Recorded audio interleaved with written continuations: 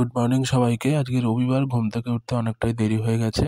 তো ঘুম থেকে উঠে প্রথমে ছাদে যে ক্ষুধার্ত গাছগুলো আছে ওগুলোকে জল দিয়ে দিলাম, তারপর চাটা খেয়ে একটু টিফিন করতে হবে, তাই নিয়ে আসলাম একটু গরম গরম বেগুনি, চানাচুর, পেঁয়াজ দিয়ে মুড়িটা খেয়ে নিলাম।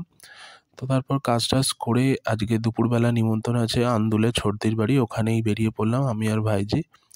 দুপুরবেলা ওখানেই খাওয়া দাওয়া হবে, খুব একটা বেশি আইটেম আয়োজন করতে বারণ করেছিলাম।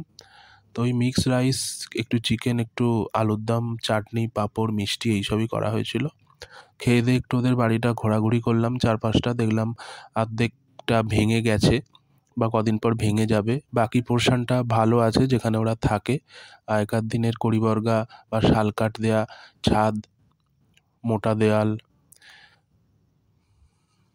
তারপর সন্ধেবেলা বাড়ি ফিরলাম, বাড়ি ফিরে পড়াশোনা করতে লাগলাম। একটু অফিসের কাজ আছে, সেগুলো নিয়েই পড়াশোনা করছি। কনসেন্ট্রেট করতে পারছি না, কারণ পড়াশোনা তো অনেক বছর আগেই ছেড়ে দিয়েছি।